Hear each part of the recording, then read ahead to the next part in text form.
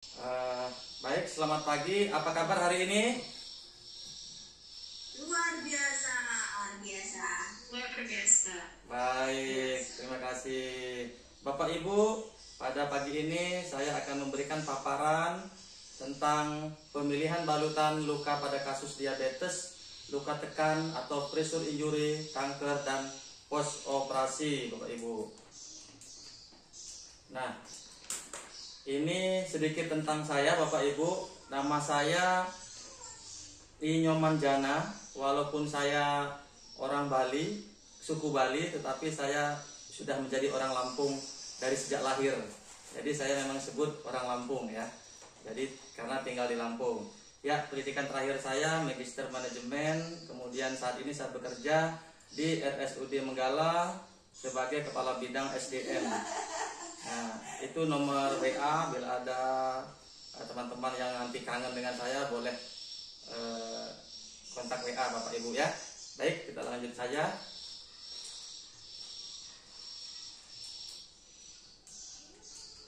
Nah, ini tadi kan sudah kita ada pantun, kemudian ada jok-jok lainnya untuk penyemangat, pembinaan suasana. Saat ini saya ingin mengajak Bapak Ibu bernyanyi. Sepakat Bapak Ibu? Baik, ya. Nanti cara bernyanyinya sesuai dengan nomor urut kita. Nomor 1, nomor 2, sampai nomor 9 ya. Karena ada 9 orang di layar, kita sampai nomor 9 nanti akan saya hentikan. Baik ya. Oke. Kita semangat.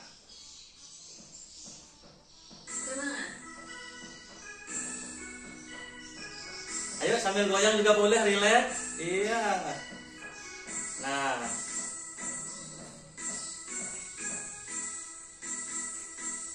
kicir-kicir nomor 1, 2, guyunya keturunan dari Jakarta. Saya menyanyi ya Tuhan sengaja untuk menghibur. Baik ya, sudah selesai semua ya. Nah, tadi sudah kita segarkan ya, semangat semua ya. Ini saya berikan hadiah pantun lagi, tapi tolong sampaikan cakep ya. Baik, keripik yang enak adalah keripik emping. Banyak didapat di Sulawesi. Izinkan saya untuk lakukan micro teaching di depan Anda semua peserta TPK Pro Emergensi.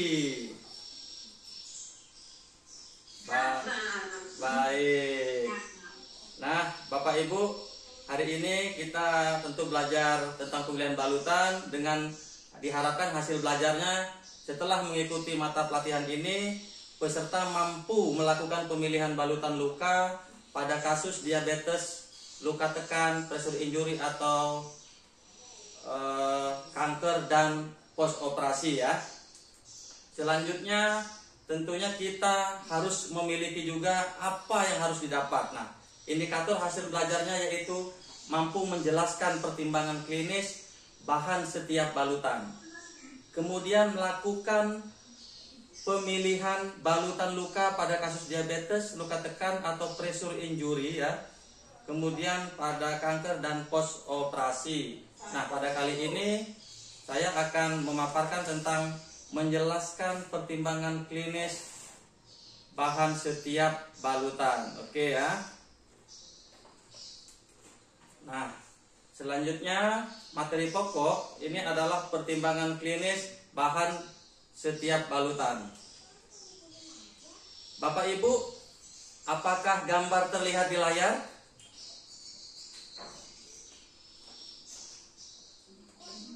Terlihat, Pak. Nah, apa yang Bapak Ibu bayangkan dengan gambar tersebut? Bisa disampaikan? Silakan.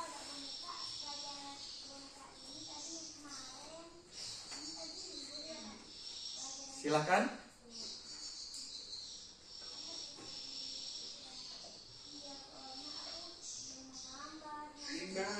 Ya, silakan.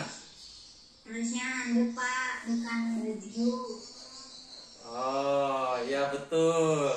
Ibu Nikadek ya harusnya handuk. Jadi betul sekali. Tepuk tangan dulu untuk Ibu Nikadek. Ya, jadi sebetulnya kalau dari mandi seharusnya handuk. Karena untuk penyerapannya handuklah yang tepat untuk membersihkan atau menyerap air tersebut di badan. Nah, begitu juga di sampingnya itu ada gambar warna merah, kuning, dan hitam. Nah, itu bagian dari warna-warna luka. Ada yang luka berwarna kuning, ada yang sudah menjadi hitam dan kuning, gitu ya. Baik Bapak Ibu, sebelum tahun 80-an, teknik perawatan luka itu menggunakan prinsip kering.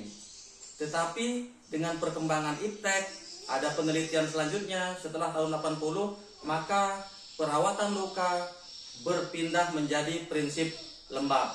Nah, mengapa dilakukan dengan prinsip lembab? Kemudian prinsip lembab ini tentunya dapat meningkatkan vasodilatasi ke area luka karena adanya suplai nutrisi dan oksigen yang meningkat. Kemudian meningkatkan kemotaktik sel darah putih untuk proses inflamasi yang tentunya dapat mengontrol infeksi. Selanjutnya dapat meningkatkan faktor pertumbuhan. Baik, tadi setelah kita mempelajari tentang masa perubahan lembab, kemudian ada pertimbangan klinis dalam pemilihan balutan. Apa saja pertimbangan klinisnya? Yang pertama ialah frekuensi mengganti balutan. Biasanya dengan luka besar tentunya ada yang menyampaikan setiap jam Pak, ada yang menentukan sehari 3 kali Pak. Nah, jadi frekuensinya bisa 2 kali, 3 kali, bahkan sering sesuai dengan besar kecilnya luka. Kemudian jumlah eksudat tentunya ya, jumlah eksudat. Kemudian ada atau tidaknya undermining atau goa di dalamnya. Oke.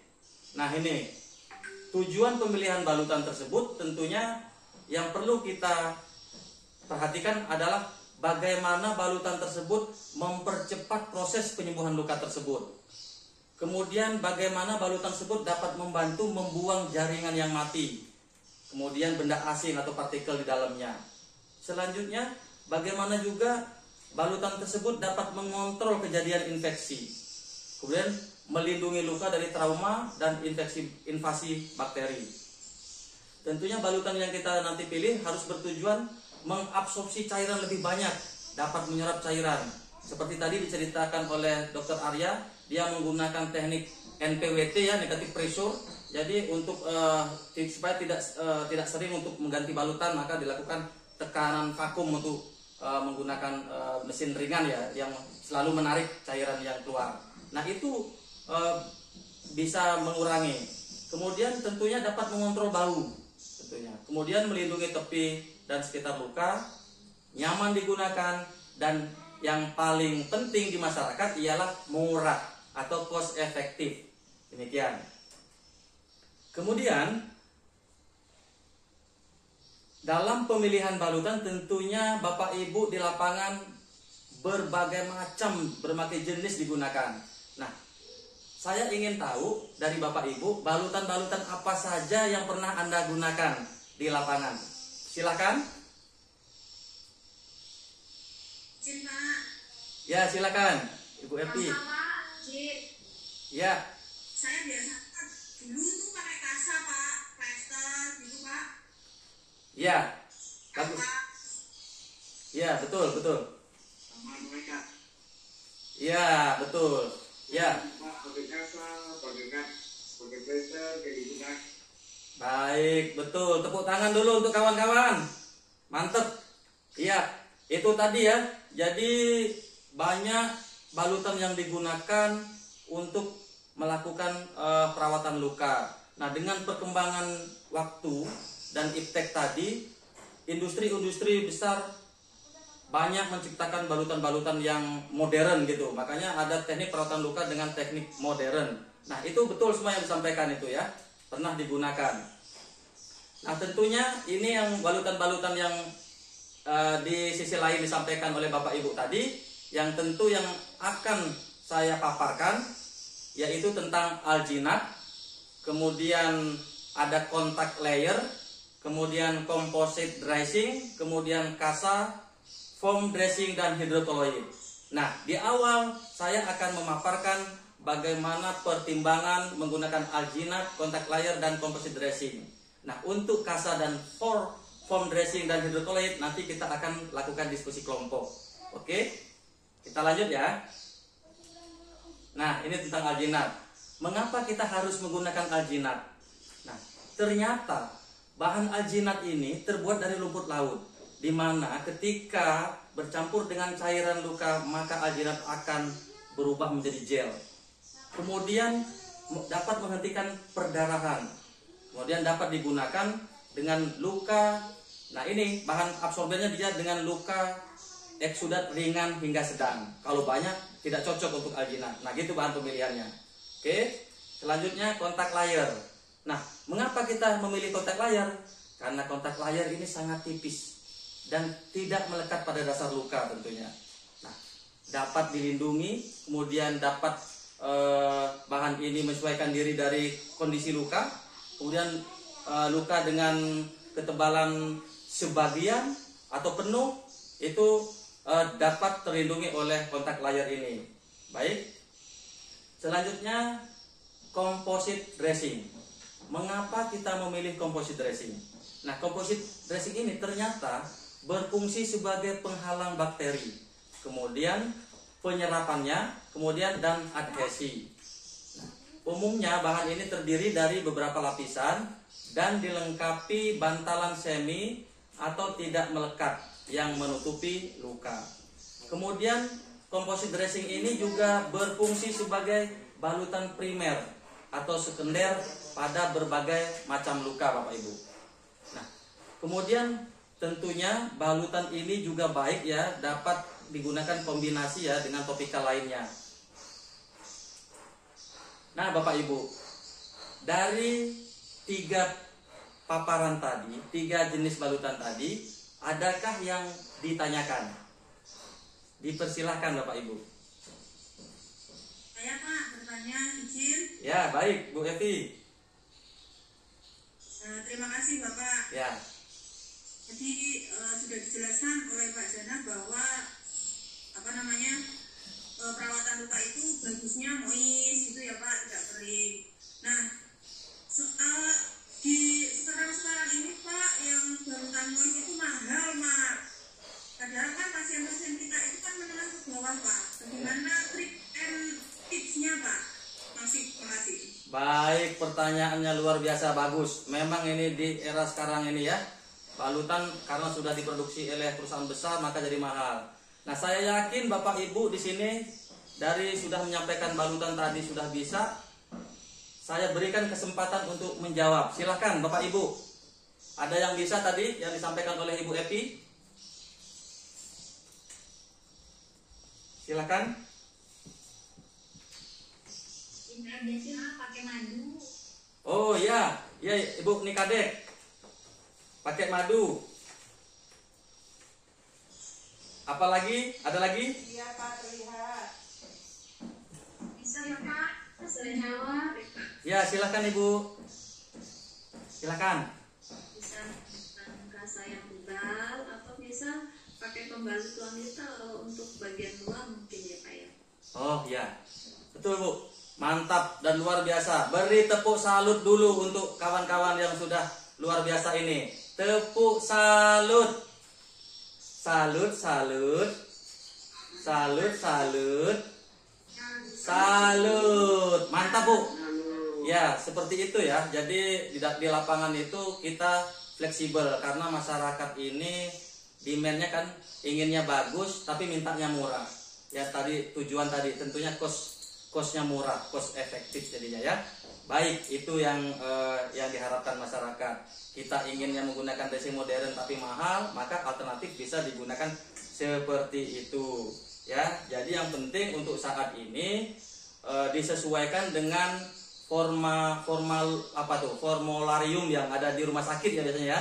Nah, itu dikeluarkan oleh untuk pasien-pasien JKN itu menggunakan itu. Ketika dia ingin menggunakan lebih, maka dia harus mengeluarkan kos untuk itu. Nah, sisi lain menggunakan bahan-bahan yang disampaikan oleh teman-teman tadi. Mantap, Bu. Baik, Bu. Kemudian selanjutnya, seperti yang saya telah sampaikan tadi, 3 jenis balutan ini akan kita diskusikan menjadi 3 kelompok. Nah, selama 3 menit saja kita diskusikan, karena ini saya yakin sudah jam terbangnya tinggi ya, tentang kasa, foam dressing, dan hidrokloid. Saya yakin bisa untuk mengerjakan dalam 3 menit ini. Nah, dalam 3 menit ini jawaban nanti disampaikan ke fasilitator, tetapi nanti saya minta sampaikan secara lisan. Baik ya, saya beri kesempatan 3 menit untuk 3 kelompok. Baik, silakan Bapak Ibu.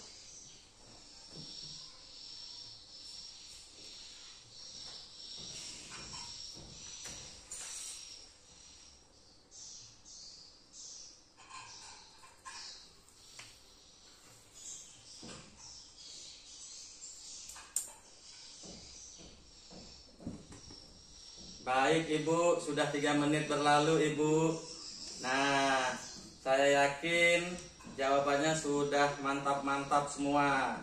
Sekarang apakah ada kelompok 1, 2, atau 3 yang lebih ingin mengutarakan hasil diskusinya?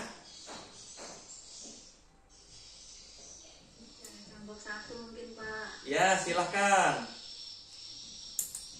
Dari kelompok 1 kasa, mungkin kita ngambil kasa karena bahan yang baik. Kasa itu bahan yang baik untuk membebat luka ringan sampai berat gitu Pak. Oh, ya. Bisa sebagai spalk juga gitu. Iya. Baik, oke. Kemudian tujuan Ada lagi Ibu? Cukup ya? Baik. Kelompok 1, kelompok 2, kelompok 3, luar biasa. Jadi sudah disampaikan hasil diskusinya. Ya, nanti tolong diingat hasil diskusi dikumpulkan dengan fasilitator, dengan panitia ya. Nanti biar sebagai bahan kita belajar untuk adik-adik nanti. Baik, selanjutnya tentunya saya perlu menjelaskan hasil diskusi tadi. Apa itu kasa? Jadi kasa yang hasil diskusi tadi bisa untuk menambahkan materinya tadi. Nah, Bapak Ibu, kasa ini merupakan dijadikan sebagai secondary dressing, yaitu balutan penutup. Kemudian tentunya dijadikan sebagai cleansing material dan mechanical debridement, dan tentunya sebagai carrier for medication. Selanjutnya foam. Nah, foam ini kenapa kita pilih? Nah, ternyata sediaannya terdapat yang adhesif dan ada juga non adhesif. Jadi enak makainya. Dia tidak merusak. Kemudian dapat mengontrol hipergranulasi jaringan. Kemudian aman digunakan pada luka infeksi, dan tentunya absorbennya lebih banyak. Kalau yang tadi seperti alginat absorbennya ringan sampai sedang. Nah, foam ini absorpsinya kuat. Nah, saya yakin dokter bedah banyak menggunakan ini. Kemudian tidak ada residu dan tidak merusak jaringan luka. Itu ya Bapak Ibu. Kemudian selanjutnya hidrokoloid. Kenapa kita memilih hidrokoloid? Nah, hidrokoloid ini tentunya dapat mempertahankan luka yang lembab. Sesuai dengan pertimbangan tadi atau perubahan metode perawatan luka dari yang kering dengan yang lembab, hidrokoloid ini dibuat yaitu dengan untuk mempertahankan luka yang lembab. Kemudian mampu menyerap eksudat, cuman minimal ya. Jadi untuk luka-luka yang eksudatnya minimal, cocok recommended yaitu hidrokoloid. Kemudian dapat melindungi luka dari trauma dan resiko infeksi, dan dapat digunakan untuk luka warna merah, abses atau luka terinfeksi lainnya. Nah, kemudian hidrokoloid ini dapat berbentuk di lapangan ya, di distributor yang pernah kita pakai itu ukuran 10 x 10 cm, ada yang 20 x 10 cm. Jadi berbagai ukuran telah dibuat oleh pabrikan gitu ya. Jadi enak sesuai dengan luka, atau bisa juga kita gunting sesuai dengan kebutuhan. Baik Bapak Ibu, ini setelah tadi kita lakukan penjelasan paparan tentang pemilihan balutan, kemudian kita juga telah melakukan diskusi dengan jumlah 6 jenis balutan ya. Tentunya saya ingin menanyakan ada 3 pertanyaan. Sebutkan tujuan pemilihan balutan, kemudian sebutkan 5 jenis balutan, kemudian jelaskan pertimbangan klinis pemilihan balutan. Baik, siapa yang bisa menjelaskannya? Nomor 1, nomor 2, atau nomor 3? Dipersilakan.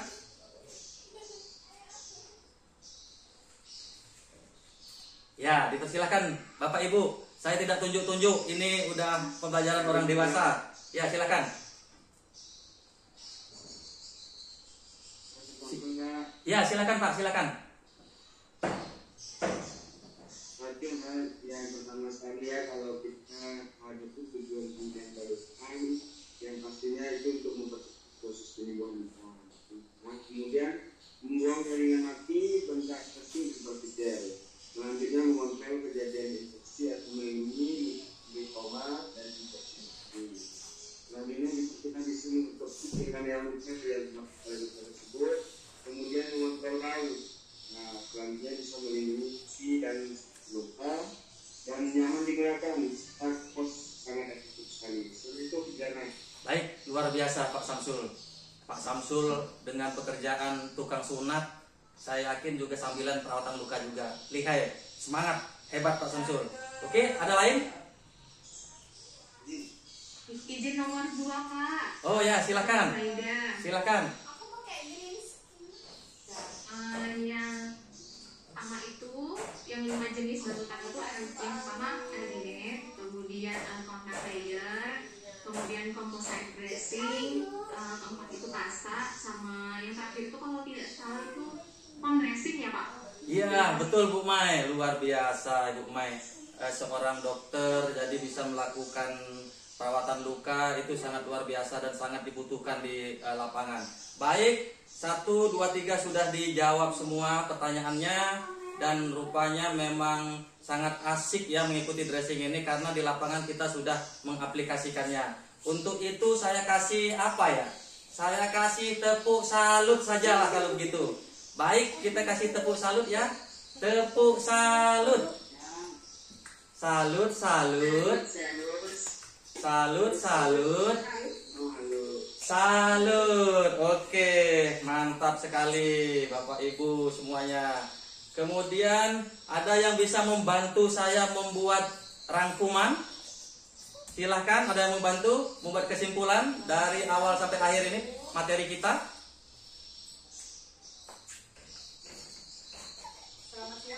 Ada yang bisa? Ya, silakan. Mungkin dapat sedikit disimpulkan bahwa pemilihan balutan luka seperti alinet, kontak layer, composite dressing, ada kasa, ada dressing dan hidrokoloid itu sangat penting dalam mempercepat proses penyembuhan luka pastinya. Mantap. Mungkin itu Pak yang bisa saya simpulkan sedikit. Baik, mantap Bu. Jadi kesimpulannya ialah pemilihan balutan luka pada kasus diabetes, luka tekan atau pressure injury, kanker dan post operasi sangat penting dilakukan dengan mempertimbangkan tentunya frekuensi mengganti balutan, jumlah eksudat, ada atau tidaknya undermining, di mana dapat mempercepat penyembuhan luka. Baik, oke, semangat Bapak Ibu. Oke, ini ada motivasi untuk kita semua. Sepertinya tadi sudah disampaikan pada sesinya juga, kayaknya kita sama nih ininya. Untuk sukses, kamu perlu mempercayai dirimu sendiri, terutama di saat tidak ada seorang pun yang percaya padamu. Itulah kita harus percaya diri kita. Baik. Nah, tadi di awal saya kasih pantun, sekarang tak kasih pantun juga. Bunga kuncup indah bersemi,